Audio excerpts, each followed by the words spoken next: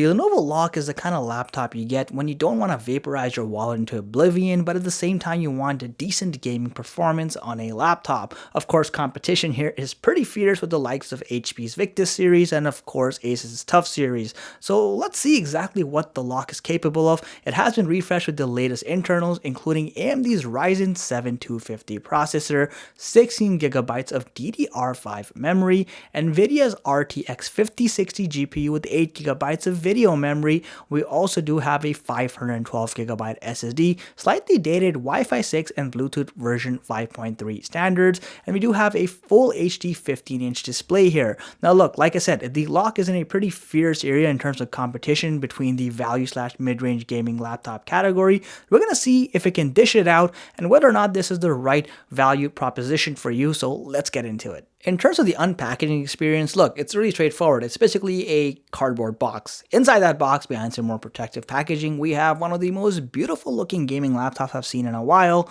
the LOQ itself, but more on that in just a bit. We also do have a 170-watt charging brick, which is actually kind of smaller compared to the competition. I'm happy about that. And then, of course, a wall-mounted charging cable piece, which provides good extendability. As I was saying about the design of the Lenovo LOQ, look, this is a fantastic looking laptop, but it's equally well built as far as value-oriented laptops go. I mean, Lenovo has included a metallic surface for the top lid over here, which is pretty standard in this class category, but the rest of the body might be made of plastic, but it's not the cheap kind of plastic. I mean, it's sturdy, dense plastic, and it feels like it's top tier material. With that said, I love the diagonal cut corners with the dual edge design. So much personality with this laptop without going overboard, and that's something Lenovo is really good at doing. Now, with that said, of course, the laptop does have a weight of 5.08 pounds, which is actually heavier than your typical 15-inch gaming laptop, and again, that's primarily due to the density of the material here, which provides a high quality device.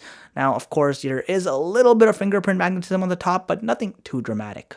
The majority of the I/O ports appear to be on the rear side of this laptop alongside the heat exhaust vent. So in the center, you do have two USB-A super speed ports, you have one Ethernet port, you have the charging DC port, and then you have a HDMI 2.1 port. Now on the right side, you have one more USB-A super speed port. You do have a basic Type-C port with no USB 4 standards, unfortunately.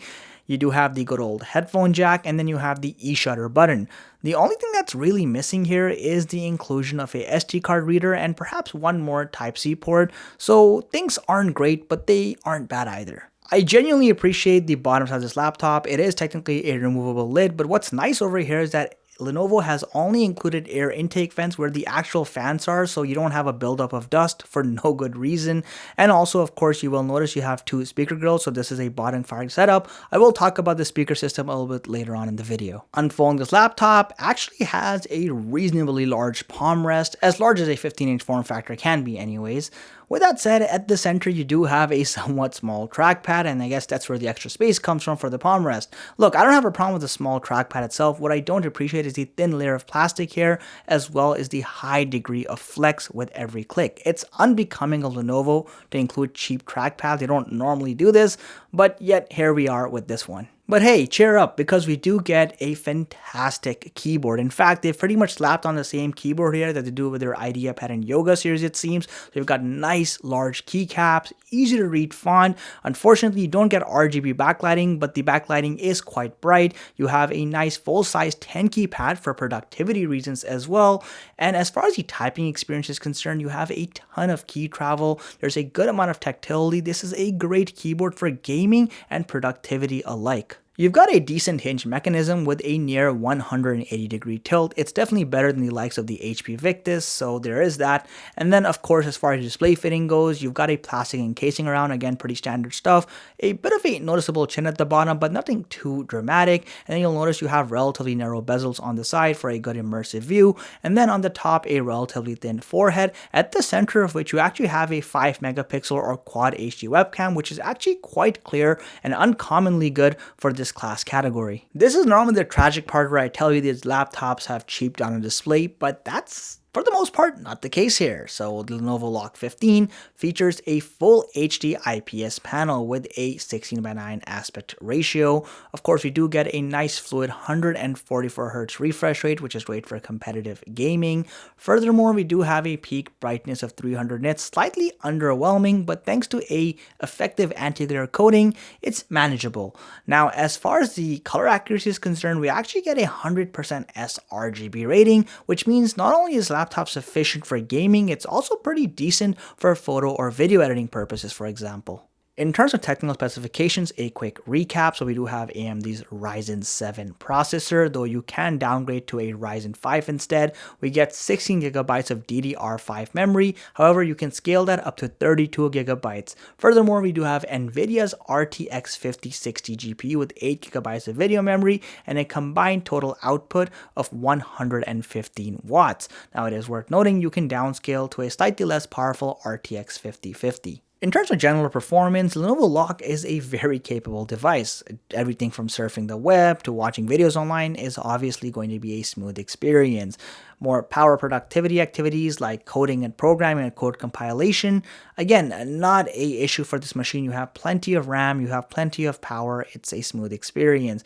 You can even do 3D modeling on programs like Blender, add a ton of elements, and you're going to have a great experience. So I would highly recommend getting 32 gigabytes of memory so you don't have any rendering issues or you don't find performance hiccups when you really get complicated in terms of the elements and visuals.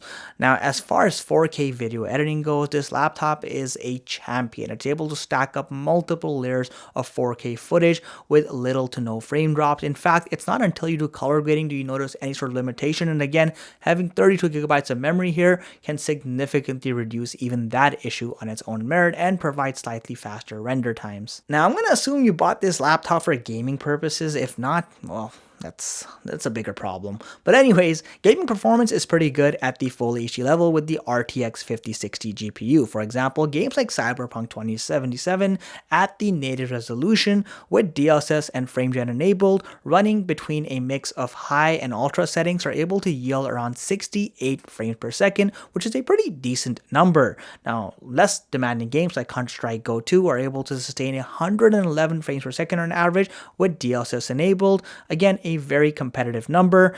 Games like Expedition 33, which have had less time to mature, are still yielding around 98 frames per second at high settings on the native resolution. Of course, that number does dramatically drop if you try to max out the game at full HD. Games like Doom Eternal, which are ultra optimized, can run and yield or numbers around 139 frames per second with DLSS enabled with a mix of Ultra Nightmare and Nightmare settings, which is like the second highest and highest settings basically. Again, fantastic performance overall. We did test a number of other games. I've laid them out here for reference so you can check it out. Equally impressive is Lenovo's hyper chamber cooling system. The thermals are great here, so we found with the unrealistic peak load, this laptop can hit an average surface temperature in the upper 1/3 area of 40 degrees Celsius, which is slightly cooler than most of the competition. A more realistic sustained load will yield you around 38 degrees Celsius. Again, a fantastic number overall. Fan noise is just as impressive. In fact, under peak loads, we're hitting around 52 to 53 decibels with some minor variation. Again, this is a great number and on the lower side for a typical gaming laptop. In terms of self-upgradability, have at it. After all, both the DDR5 SODIMM slots are entirely upgradable and replaceable. You also do have two M.2 slots, both of which support 2280 drives, one of which of course is preoccupied.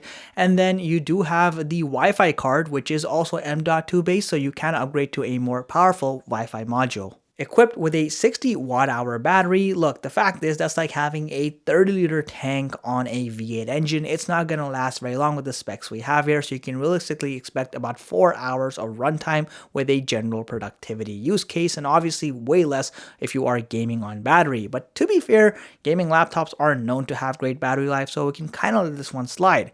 Now, on a much gloomier note, the speaker system here is probably procured straight out of Alibaba's clearance section. Lenovo Lenovo put zero effort. It is one of the shallowest sounding sound systems I've seen in a while. Here's a quick sound test for reference. Always do it on my own, so I gotta get through it. And the only thing I know is to love what I'm doing. Never give up, never slow, till I finally prove it. Never listen to the no's, I just wanna keep moving. Keep my head up when I act, head up, that's a fact. Never looking back, I'ma keep myself on track. Keep my head up, staying strong.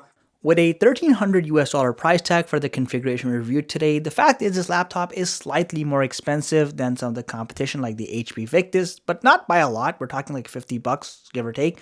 With that said though, it is the finest built machine of that entire class segment. The way Lenovo's just composed this device, its design language, the material density, makes this a laptop so good that it often outweighs even premium tier gaming laptops in terms of sheer build quality. It also offers a decent selection of ports, a modest display with good enough specs for a good full HD gaming experience, and great performance combined with fantastic thermals, all of which of course are necessary for a great gaming experience in general. If that's your sheer objective, a good gaming experience at the full HD level without breaking the bank, this laptop definitely delivers. It's not perfect, the trackpad definitely has room for improvement, or the ports should have had slightly better standards with the Type-C ports, or having an SD card reader for example, or improving the hideous sound system should be a priority for future generations. But beyond those things, I still think this is one of the best gaming laptops in the value level segment. Let me know what you think of the Lenovo LOQ 15. If you already have it, I'd love to hear your thoughts. And as always, if you guys enjoyed the content, make sure you hit that like button and sub to our channel. It genuinely helps us grow and means the world to me. Catch you in the next one.